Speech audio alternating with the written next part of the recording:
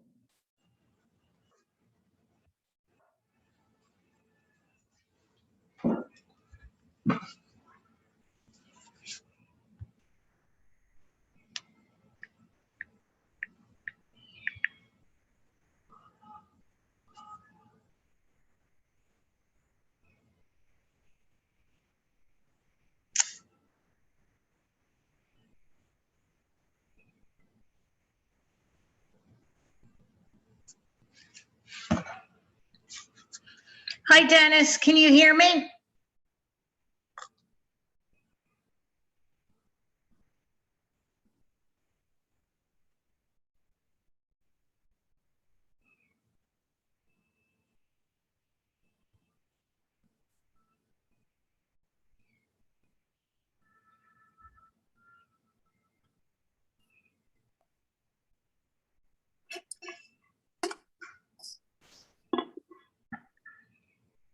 Hi, Dennis.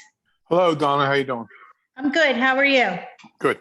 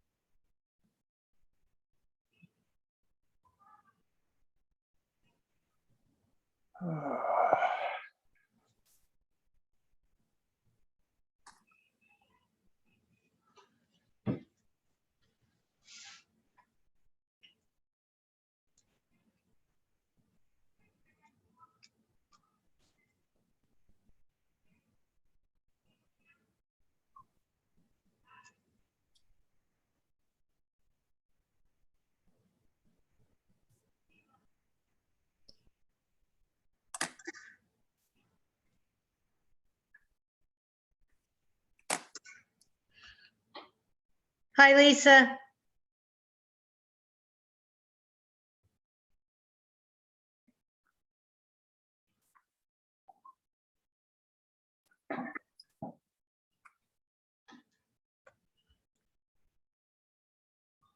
Can you hear me, Lisa?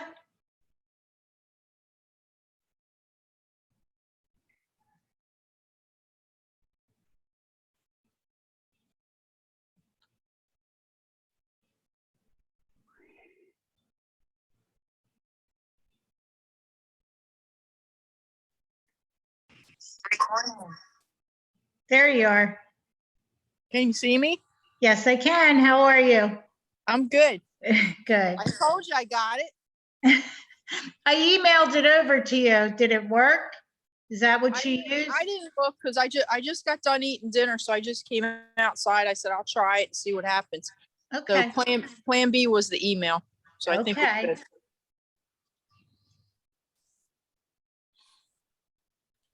Do you have a quorum tonight, Donna? Yes.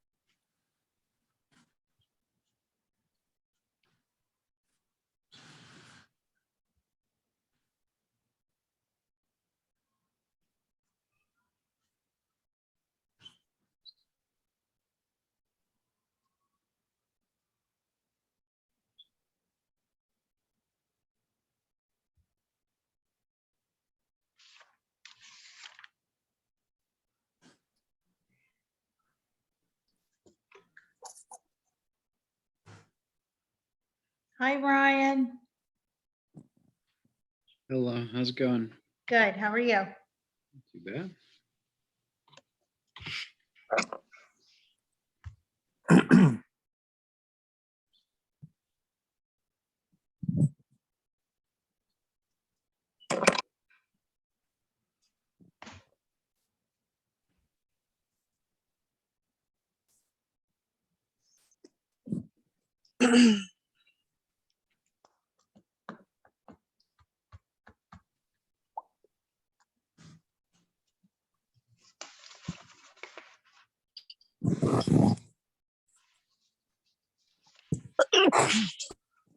Bless you. Bless you. Thank you.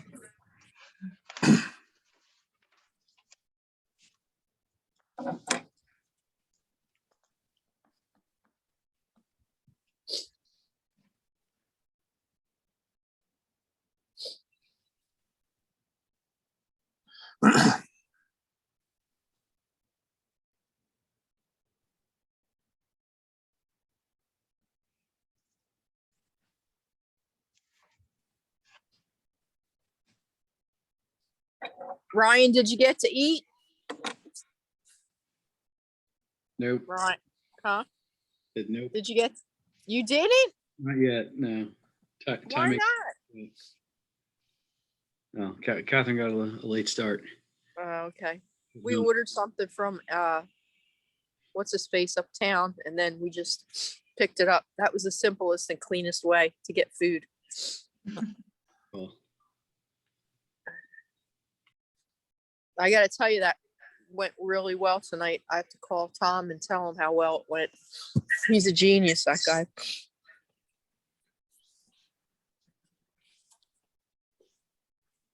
yeah, they have a nice nice proposal there, so. Nice team. Yep.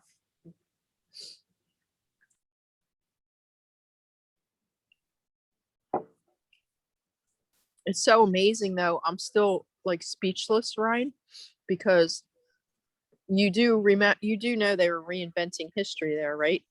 And I remember the aggravation that we put up with when they were there before. It wasn't because I think Angelo Lello was there, and it was a different type of conversation. Well, they seem to be happy to move forward, so. Yeah, that's a good thing. Mhm.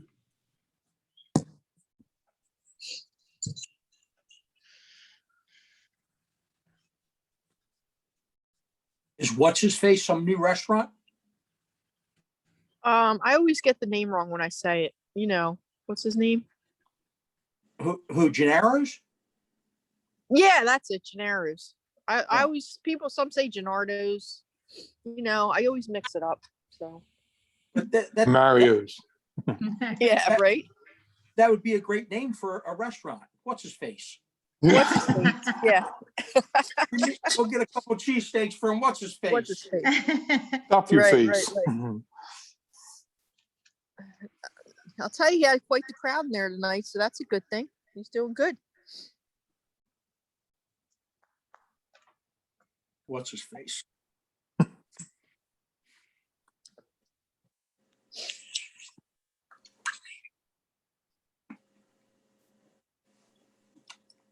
And Crossroads was packed.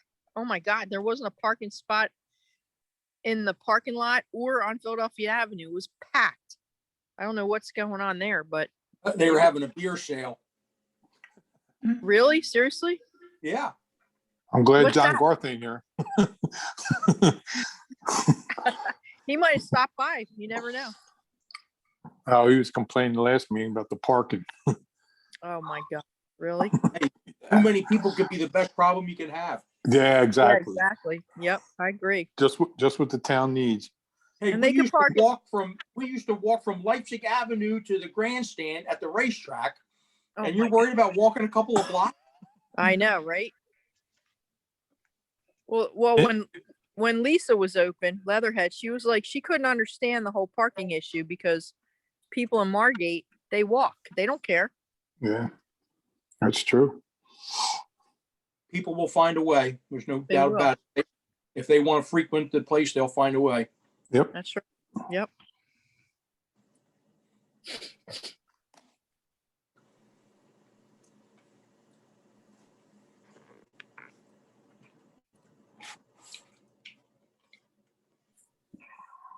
Are we hoping some more people are showing up or?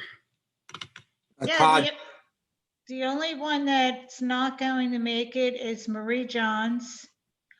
Keith Molyneux has another meeting, but he's going to try to make it. Not sure about Gladys Torres. And everyone else was, yes. here's Leo and Todd. joining. Okay. Hi, Leo. Hi, Todd.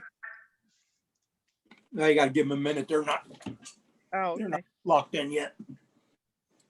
2, 3. Todd had to crank up the wood stove to get his phone to connect.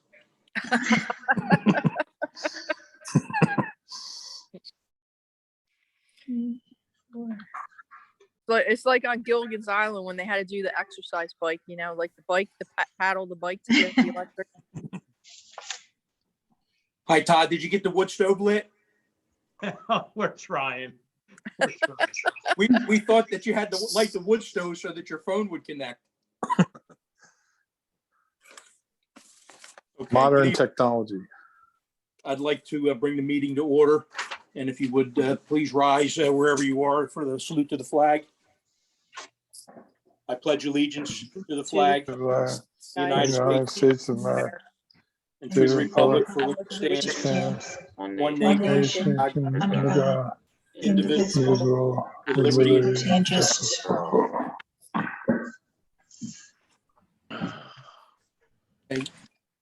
Welcome, everyone. Thank you for taking the time for this meeting. I don't know how brief or how long it will be. We'll have a little discussion, but nonetheless, I appreciate you enduring with this. I know this is the second or third go around with this cannabis thing, but I think that it's important, and usually some good discussion comes out of the meetings, and that makes good recommendations.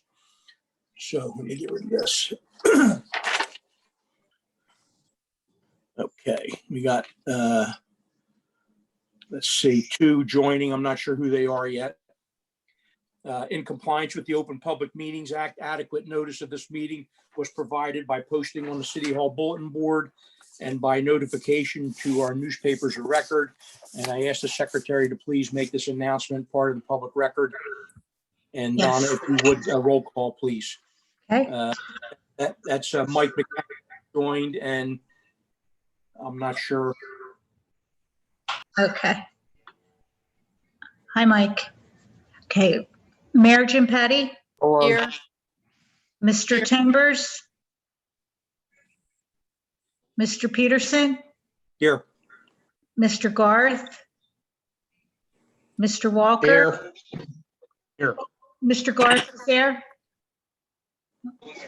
I am here, yes. Okay. Mr. Walker, Here. Dennis McKenna, Here, Mr. Molyneux, Michael McKenna, here, Mrs. Torres, Mr. Dixon, Mr. Hare, Ms. Johns, Mr. Manos. I know I Here. saw him. Okay. Mr. McGowan Here. and Secretary here. Okay. Thank you, Donna. You're welcome. We have minutes from meeting May 18 for approval. Any discussion? If not, is there a motion? Motion, motion. Lisa. Motion by the mayor, seconded by Todd. All in favor, please say aye. Aye. All those, anyone opposed? Minutes are approved. Thank you. No resolutions, new business. We'll get right into the reason that we're here. This is the second opportunity to now comment and discuss a little further the operational aspects of how this cannabis thing might work in town. So this is our opportunity to further comment to council should we have anything else. So I'll open it up for discussion to anyone that would like to comment or have any ideas or to start the discussion. So just to recap, at the last meeting, some of the board members had asked if we had to make a recommendation at that meeting, or if we could, wait another month or so to get a little more detailed and talk about some of the operational stuff as you alluded to, hours of operation, things like that. And our recommendation at that time was that we vote to recommend to city council what the uses, what should be allowable in the city so that they had time to start to prepare their ordinance. We did do that. So now we're sort of circling back to have the discussion on the particulars of an operation. And I do have a couple things that I can share that I think will be helpful to frame the discussion if everyone's okay with that. Sure. Enable screen sharing. Let's see. Just I'm real. sure. Ryan, that was Andrew just signed in. Okay.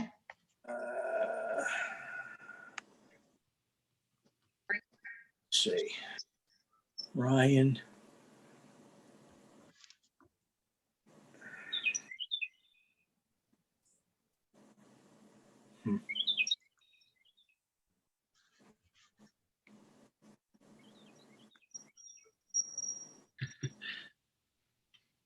Bear with me here, Ryan. Yeah, I noticed you allowed me to record the meeting and then quickly disabled that. Yeah, Close. I did this. Wait, here, meeting settings. Sorry I'm late. Hi, Andrew. Hi. Hi, Andrew. I had to type everything in this time. Sorry, Andrew. It's all right. I just need glasses. yeah. We all, Well, Ryan, I'm going to make a post, and maybe that'll allow you to share. Okay. Oh, yep, there we go. Okay, so this one. Share. Okay.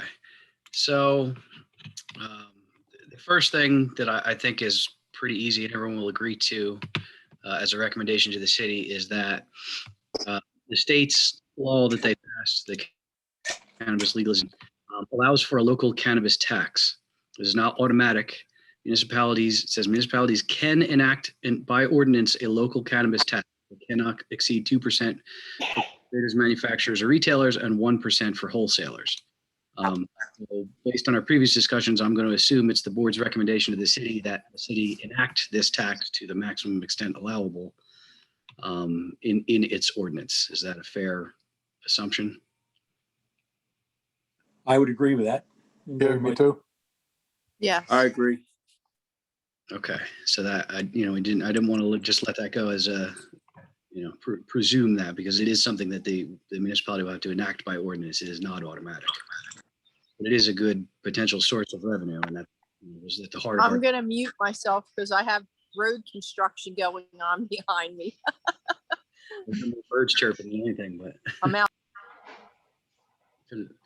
All right, and then the other sort of resource I'm going to use is an ordinance that was entertained in Bayonne, which is a pretty good framework and highlights some things that I think might not be obvious to people first going through this.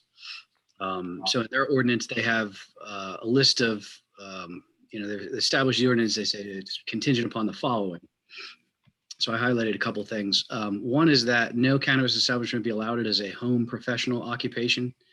I don't think that'll really come up here, but I think that's probably a good idea to prohibit, so that, no matter how this thing evolves, I don't think you want a cannabis business in any residential zone in a home as a secondary use within someone's home.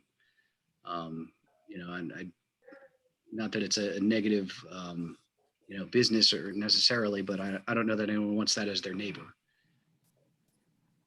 So that was, one thing to consider was whether to prohibit it as a home professional occupation. Next was cannabis establishments in any vehicle, any movable or mobile structure.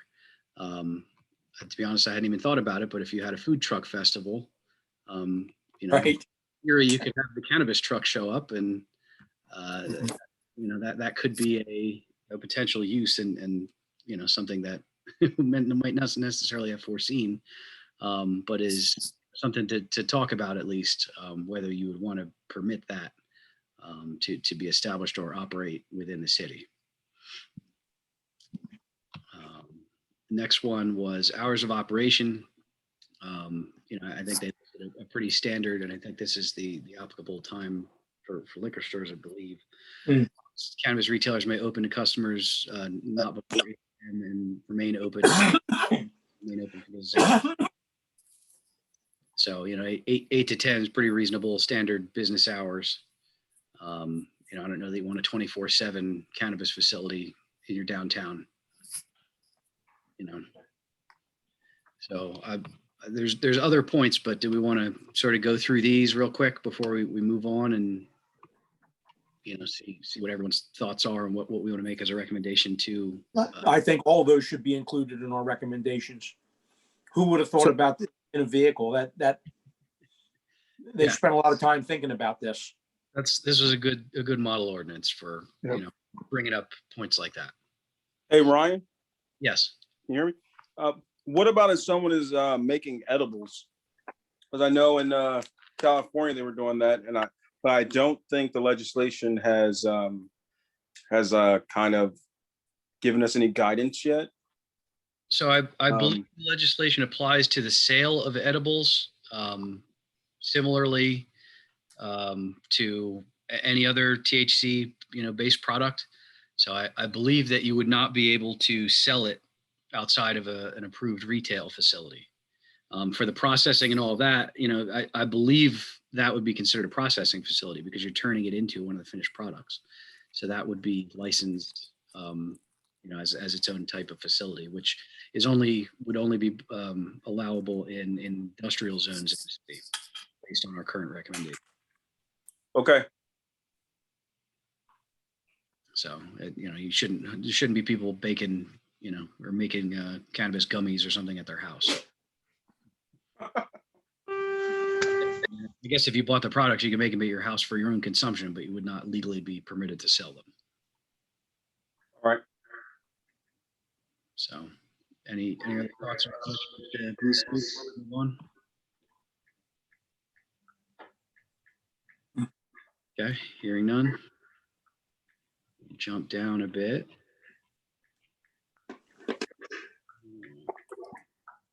Here we go. Okay.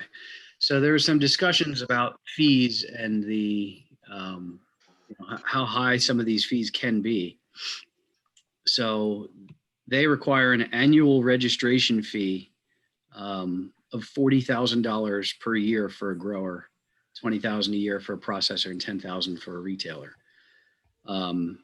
I don't know if, you guys want to take the step of making a recommendation from a monetary standpoint to the city, or just sort of let the city feel out, what some of the neighboring municipalities are doing. Well, I think we establish the template and let them come up with the numbers.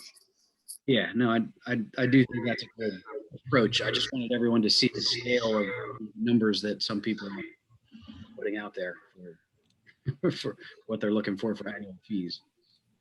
It's not insignificant. Well, there's a lot different demographics in the town that this is coming from in Atlantic County, that's for sure. Yeah. I mean, everything costs a little less down here, so I think 40,000 is probably a bit steep on the grower side. But like I said, I at the very least just wanted to highlight for everyone, the magnitude of the fees that are being discussed here. So something else is, we talked about limiting the number of licenses that would be available. I believe we recommended 1 in the highway commercial zone and 1 in the retail commercial zone, so the downtown and 1 on 30. Presumably, you're going to have multiple applicants for each of those licenses, and the city will need to establish a process for how to determine who gets these licenses. It could be as simple as drawing straws, or you could go through and establish a process here where they highlight that says, in the event there are multiple applicants for license, the administrator shall evaluate all applicants and issue a notification of award after consideration and evaluation of the following criteria. And it goes on at length as to what the criteria are and how each applicant would be evaluated. I mean, it talks about, your experience in various industries, your experience in public safety, security, and it goes on, with multiple 2,500 word essays, essentially. And then again, in this municipality, they happen to have an administrator, so they just sort of left it up to the administrator to evaluate. So it would be within the board's purview to recommend to the city whether to just do it at random, or to, maybe attempt to have an evaluation criteria and pick the best one, or what the city feels is the best one through some process that is, outlined and justifiable and executable. And I don't know that you could bring it to city council for a full vote every time, but it would designate someone within the city to review applications and make a recommendation to city council for review and approval. So I don't know if anybody has any thoughts on, like I said, to just try to do it randomly and try to evaluate. Could we have a minimum starting fee, like, whatever number they decide, if you have multiple interests, to then go on basically on a bid above the minimum fees? Yeah, I mean, I don't think there's anything that would prohibit you from, say, auctioning it off, just to the highest bidder, to say, that you recommend that the city takes bids, or just hold an open auction for the licenses in each location. I think that's a recommendation that you could make. Obviously, the solicitor will have to get that and an ordinance that force it. But I don't. Well, I think you would have to pre-qualify people if you were going to auction it, because I mean, you could get somebody that's just in there, throwing numbers around and not have any qualifications or the ability to do the job like somebody that's got experience. Well, as a good comparable to that, how you could execute that is sort of how the city moved through the WIPA process. First, there was an RFQ. We had a request for qualifications. And then there was an RFP, which was the request for proposals. So all qualified respondents that we reviewed and deemed qualified were allowed to participate in the second round, wherein they would submit proposals, which in that case were not cost-based proposals. In this case, certainly could be. So that would be your way to vet the applicants, request qualifications. Okay, you're pre-qualified, now you can bid.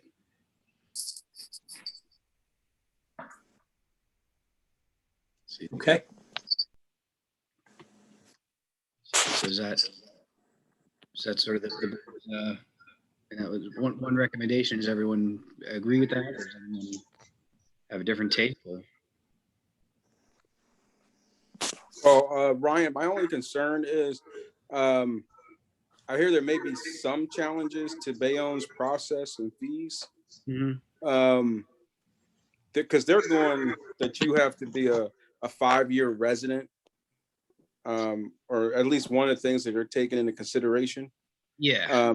Yeah, I don't know if you can go that far. Well, notice I didn't highlight all sections of their ordinance. I just sort of highlighted some things that I thought were good points to make and items. Right. I'm not suggesting certainly that we adopt this in its full form by any stretch. Right. But, Yeah. With I did want to add, though, I just found out that down in Atlantic City, we did have one medicinal license holder on the boardwalk, and the 2% tax for that was amounted to about a little more than $40,000. So I guess that this is viable. I mean, that was medicinal. The retail may bring in more than that because they'll probably have better products and a better selection. well, And that was just one location.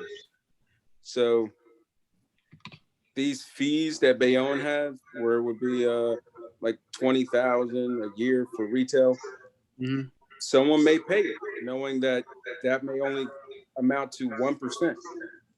Sure. So they sound high, but it's one of those things where I guess we may have to modify our ordinance after a year or two if it turns out that we shortchanged ourselves. Yeah. I Oh, go ahead. Sorry. I'd like to see there be some type of audit where if someone does retail in the city that or grow or whatever license, that they agree to show us some type of proof of their how much they're bringing in. Yeah. So going back to the guidance from the League of Municipalities, it says the tax percentage is based on the receipts for each sale and is paid directly to the municipality in the manner prescribed by the municipality. Any delinquencies are treated the same as delinquent property taxes.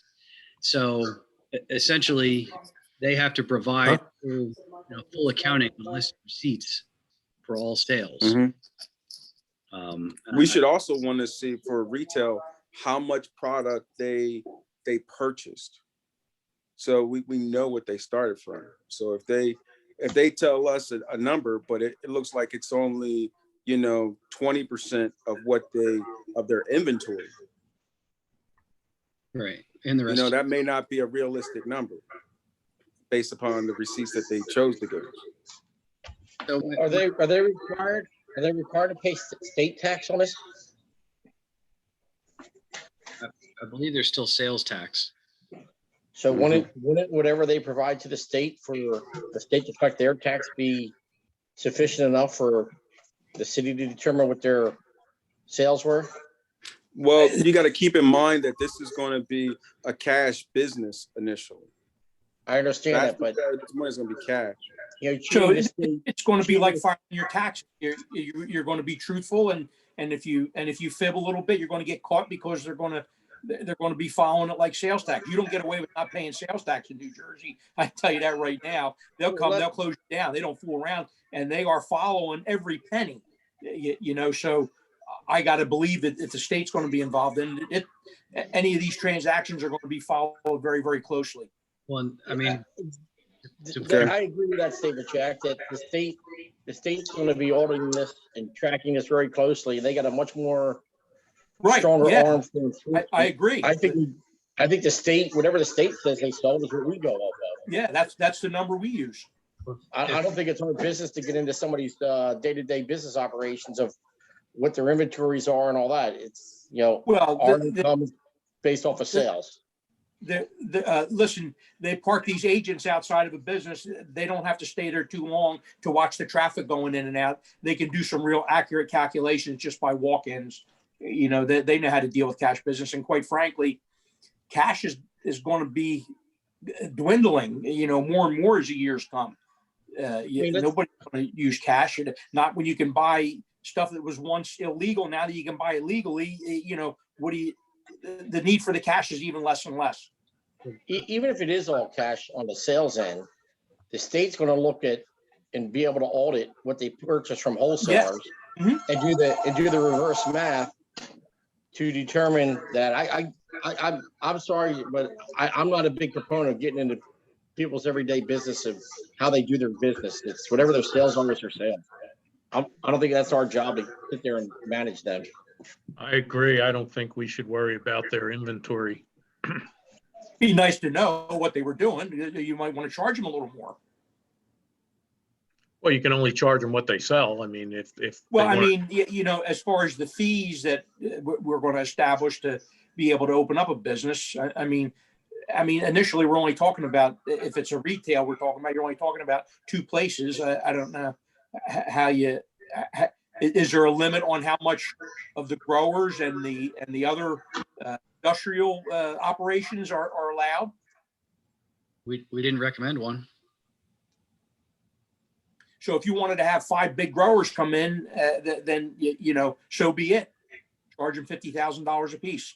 Well, you also remember is that if we're recommending that we do the 2% tax, so you're going to get 2% of, you know, whatever it is that they make in revenue, you know, plus whatever we would have as a fixed fee. So, Well, you know, when we have a limited commodity here, what we have is something of value, and you know, the tax will be ongoing and continuous. But I think that there needs to be, you know, an entry fee established. I mean, you don't want to crush somebody, but you know, there's value there. And I don't know what that number is, but you know, we should certainly leverage it for everything it's worth. Yep, you know, and I know the grower license, they have to demonstrate that they're liquid, that they have capital, and these people are getting millions of dollars together just to show that they do have capital, because you can't really go to a bank to get financing for something like this. right. Technically, it's still a federally prohibited substance, so banking Yes. is a bit of a gray area in this industry at the moment. The other thing to think about, you know, for assurance as to how cash businesses get caught up with taxes. I mean, if they can catch up with the Mancos selling pizza on the boardwalk for avoiding their taxes, I'm sure they'll be on Yeah, top. that's true. This is my opinion, but I got to believe that, you know, the legalized states that have been doing this have, you know, 5 or 6 years of experience now. They've made a ton of money. They're learning how to make more money all the time. You can bet that they're going to divert their resources to the East Coast now that it's opening up, and you know they already know the game. You know, everybody else that's in New Jersey, here we are stumbling about, you know, how are we going to get paid for it, and they already know how to make the big money. So I think it's going to happen. And it's going to happen quick, and they're not going to be worried about banks to bankroll it. That's just my opinion. All right. So let me jump back. So shifting back to process, we're sort of leaning towards a recommendation of pre-qualified bidders and then auction off licenses to qualified bidders. Okay. I'm liking that. Okay. That seems like a reasonable recommendation. Okay. So they had license renewals set at 3 years, isn't this ordinance? So there's going to have to be some kind of term. There's an annual fee associated with the license, but you only had to sort of reapply for it and reestablish the license every 3 years. You know, I don't know that there's a right number for that. I just wanted to highlight, you know, that it wouldn't be an annual renewal since it is fairly extensive.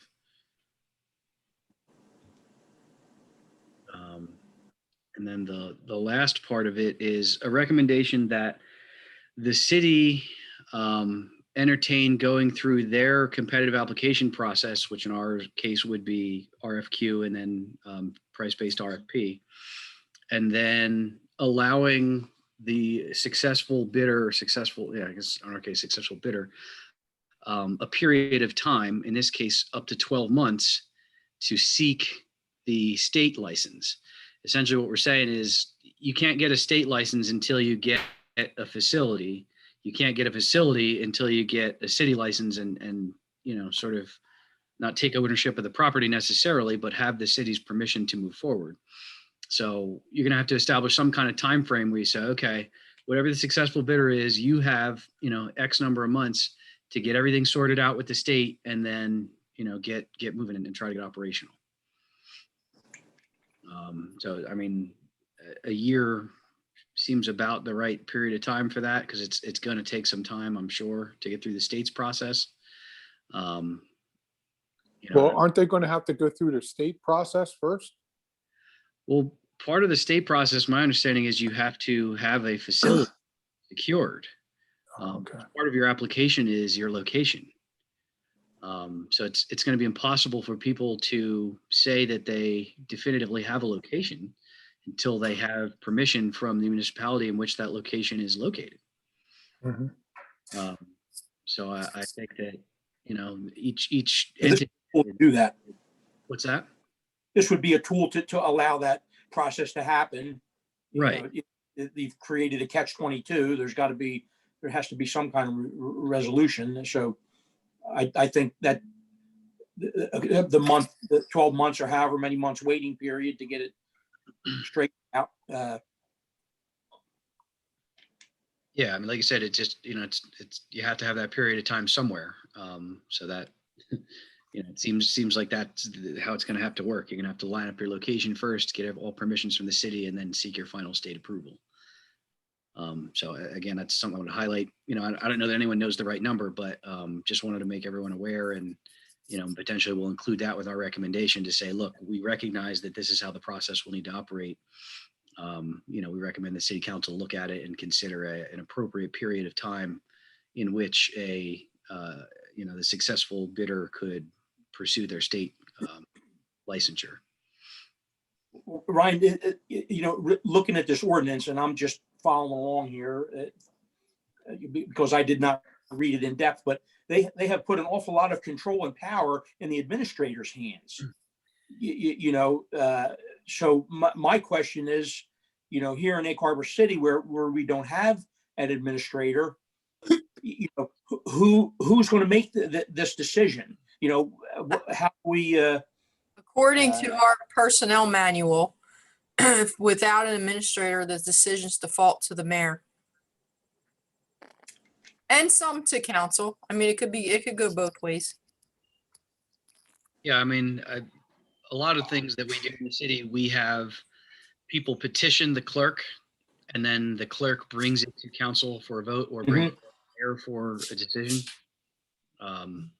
Well, I don't so much care about who it is, just that there is somebody, to keep the process moving. Yeah, procedure. We'll have to outline some type of procedure that's relevant to the city and its current staffing. And I think what Ryan's saying is you don't have to actually put it on the administrator. You could do whoever, right, Ryan? Right. Well, I'm just saying that they have assigned a lot of duties to this administrator Right. to help the program along. We need that position, not necessarily administrator, but somebody or some person or some committee or whatever that is going to fill that role.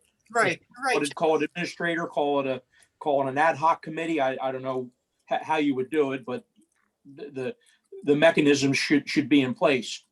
Yeah, well, that's I think petitioning the clerk for a decision by mayor or council is probably. Then that brings it to the city government. So right. That works for me all the time. And they're like, oh, I need a decision on this. I'm like, all right, well, send something to the city clerk and I'll bring it up at the next council meeting. There is no central point of decision making within the city the way that the government's currently configured. So. But I believe that's it. That's all that I highlighted. That's all that I thought was, really critical to discuss and have everyone be aware of. If anybody else has any questions, concerns, recommendations, what have you, certainly open to discussing them.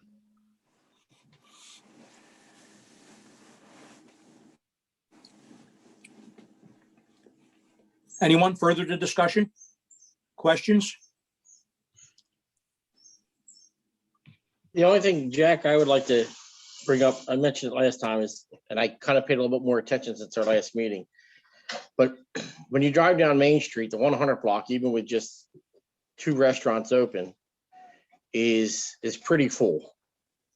And if Leatherheads ever opens back up, or any other stores to open up, I think the 100 block is very congested already. And if somebody's going to sell, they're going to drive an extra block to buy. And I think it would behoove us to restrict, if in a facility like this, it's in, granted, most of it's probably 15 minutes in, 15 minutes out type parking, but restrict it from the 100 block and allow Main Street anything but the 100 block, just to allow the businesses that are there to thrive as well and keep your customer base. Well, John, I hear you about the traffic, but early on when we started having those restaurants all opened up there, you talk to any one of the restaurant owners and they wouldn't have it any other way. They want the cars parked bumper to bumper up there. People are going to find a way to get there. And the other thing is, what if you don't have an appropriate piece of real estate in the 200 block? Are you going to deny it because you don't want to put it in the 100 block? You got one guy that controls all this real estate up there. He's going to stonewall you, and every turn you go. I don't think you can limit it to any location. I think if you find a location and it's qualified and you can do it, I say you got to go for it. That's just my opinion. John, I'm not worried about the parking. That people are going to go to a restaurant, don't want to walk an extra block to go to eat. They'll just drive to the next place. If you're going to buy your cannabis, I don't think anybody cares if you're on the 500 block or the 1900 block. Yeah, but you go to wherever you are and you leave and you want to stop and get a bag to take home with you. And it's right there. You don't have to walk down the 200 block. I think we have a little responsibility to the existing restaurants and businesses that are there. And, yes, you're right. They want cars busy parked, which means they're in their places doing business, but they don't want a busy park to the point where it's not their business that they're getting. But that's just my opinion. The city's made a lot of good decisions in the last 30 years. Let's just keep it going. Well, there is ample parking at the library parking lot on Cincinnati Avenue, which is underutilized, which when this came up before on city council as a political issue, I had signs put up on Philadelphia Avenue directing people to parking. So we do have cameras in that parking lot now too, which makes it a little bit more safer to use it. So there is an option there, and not to mention the lot by Crossroads. That's now turned into an unofficial parking lot. Well, for them, it's unofficial till something happens with it. And Lisa, you brought up a great point. That parking lot in the alley has been there for many, many years, and people don't use it for a reason. They don't feel comfortable parking there. Well, they don't feel comfortable walking between the buildings either, hitting Main Street. Maybe we ought to really light that thing up.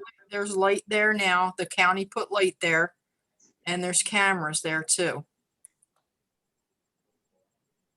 Actually, there's 2 cameras in the parking lot there. The security issues, I think, could be easily resolved if you had nothing more than a walking patrol or whatever. If the business gets back to the point where you have that many people, hey, we would be lucky to have people up there in that amount. I think that you could manage it. I mean, we can't get walking patrols now. What would change? We haven't had walking patrols in years. Well, you know how many business. Okay. They had police patrols when Leatherheads was open. When back in 2 years ago when business was good. I remember 2 years ago before the war with the mayor was started. Exactly, you're right, Jack. You're right, but it's not a consistent act by the police department. I'm not saying it's a good thing or bad thing against the police department, but it's not consistent and hasn't been for many years. It's sporadic. Right. Yeah, listen, I'm just one voice. I don't agree with shunning the people that have been there all along for the new best thing. And we've had a lot of new best things come into this city that haven't panned out to be as good as we thought they were. And we've sold ourselves short many, many times over to the new best thing, instead of just sticking with, what we know. But that's just my opinion. You guys can do what you want.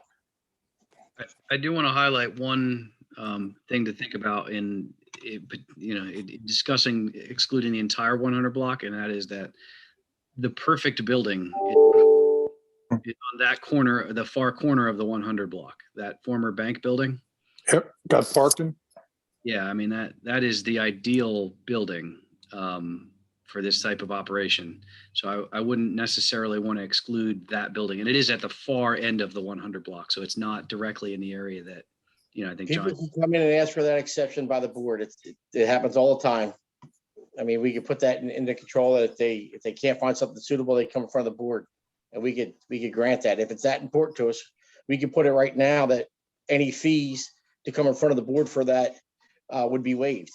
But at least it gives the board at least an opportunity to intervene and tries to get that. I mean, hell, the old shoe store, Audie's old building shoe store would be another location. There's other locations, but Vignelli's.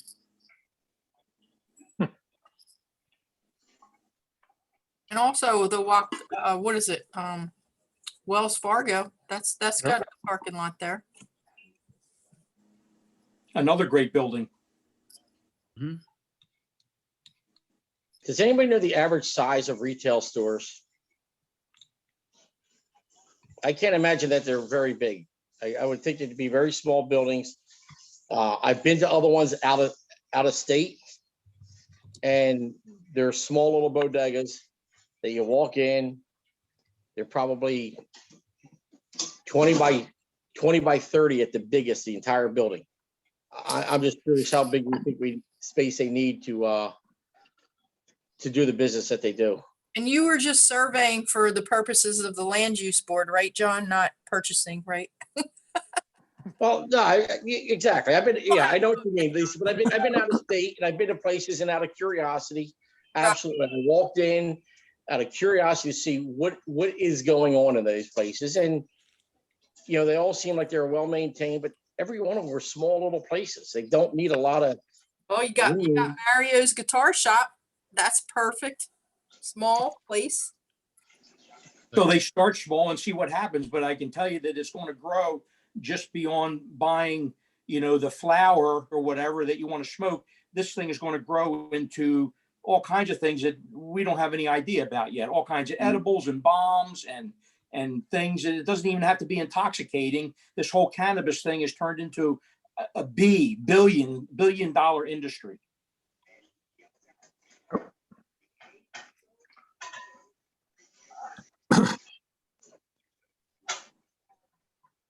I think if we're limiting it to 2 establishments, they'll find a fit. Yep. I'm in favor of limiting to any one block. I say you go wherever they have the means to buy, if they meet the qualifications and the site plan and everything is approvable, then you go with it. I don't believe, John, truly, because I talked to Mario and I talked to Lisa from Leatherhead, and the traffic and the parking and all the people downtown, that didn't bother them. To the contrary. You must have talked to a different Mario than I know, because every time I went in there, that's all I heard. Yeah. That there's not enough parking and that the people urinate between the buildings. So Well, you nobody can't wants to use the. But I'm parking talking about the downtown. traffic and the people downtown, other than being able to get in and out of his place for takeout, that was money in the bank for him, for anybody up there that had a restaurant. And the thing is, with these stores, they're going to go 10 minutes in, 10 minutes out. It's a quick exchange. They're not going to be in there for hours like a restaurant. If a retail establishment thinks that too much traffic in the 100 block is going to be detrimental to their business, then they'll decide that they don't want to be in the 100 block.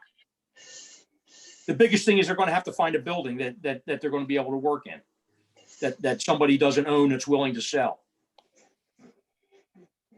Okay. So show of hands, anyone else in agreement with John's proposal to limit a retail in 100?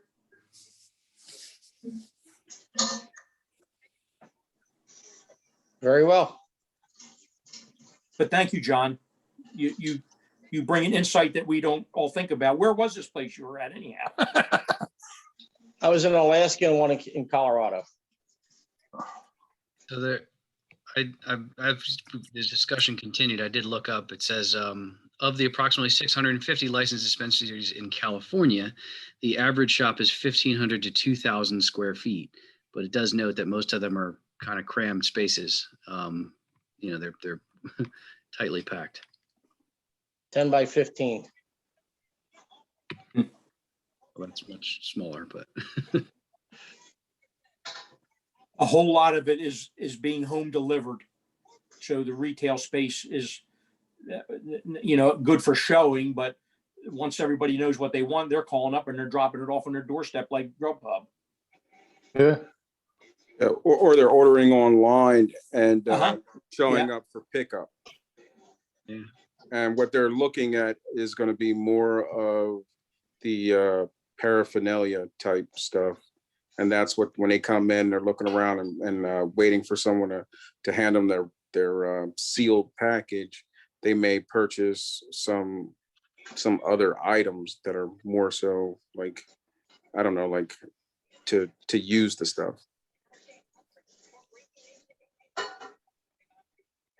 You might Okay. not need a lot of showroom space for that.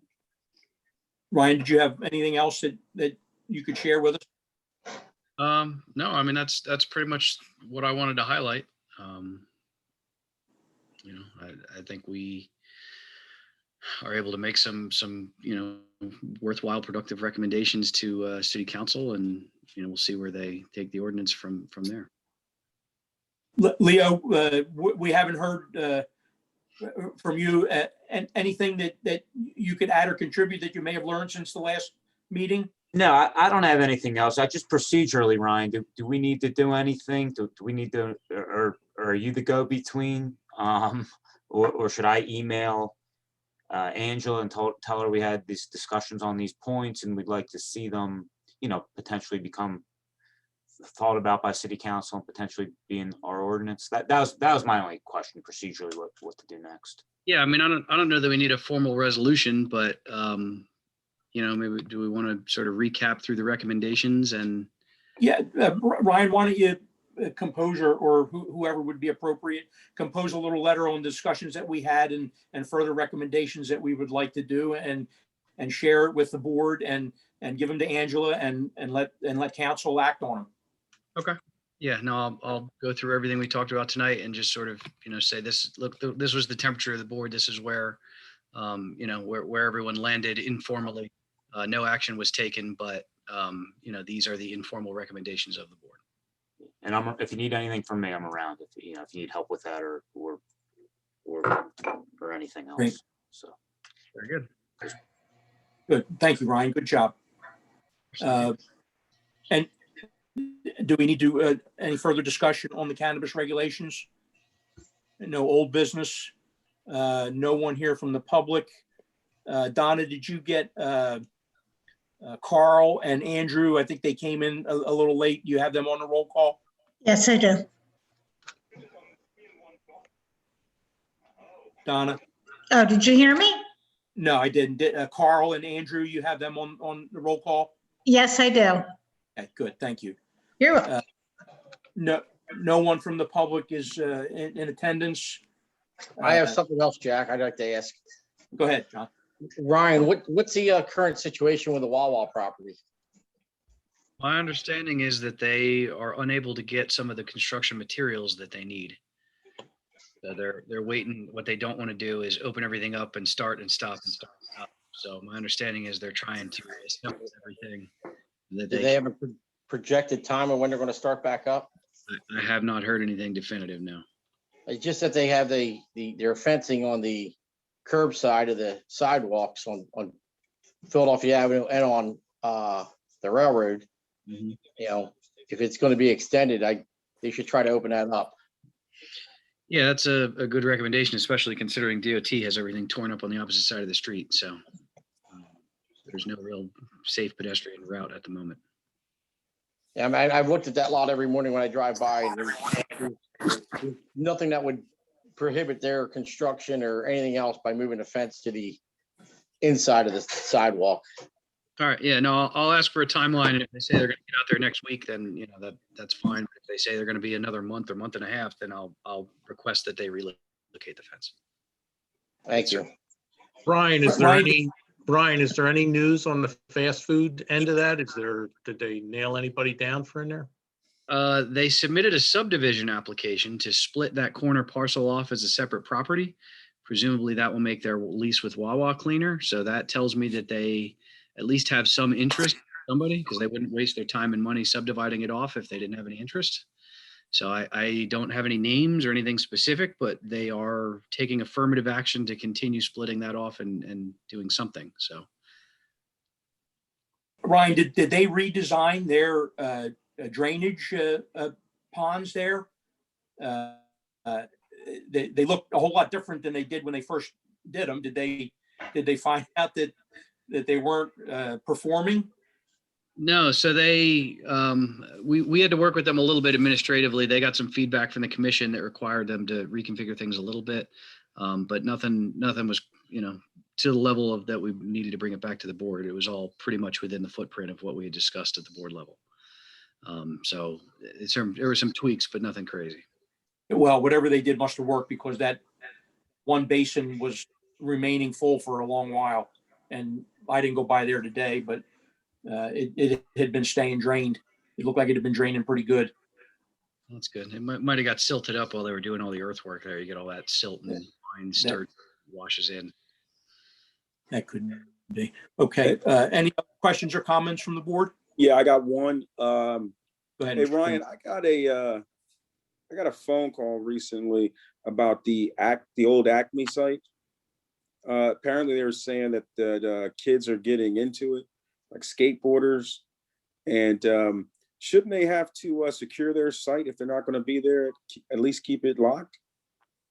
Yeah, they definitely should have the site secured. Presumably the skateboarders migrated over from across the street since South State took over that whole area. But yeah, no, Donna, would you mind reaching out to Mr. Persia and advising him that, we have word of that? I've not spoken to him in probably 2 years now, but if you I just spoke to him probably about a week ago, so I'll give him a call tomorrow. Okay. Yeah. Thank you. You're welcome. Hey, any other comments? Motion to adjourn? Motion. Second, all in favor, please say aye. Aye. Any Aye. opposed? We are adjourned. Thank you, ladies and gentlemen. Happy Father's Day. Thank you.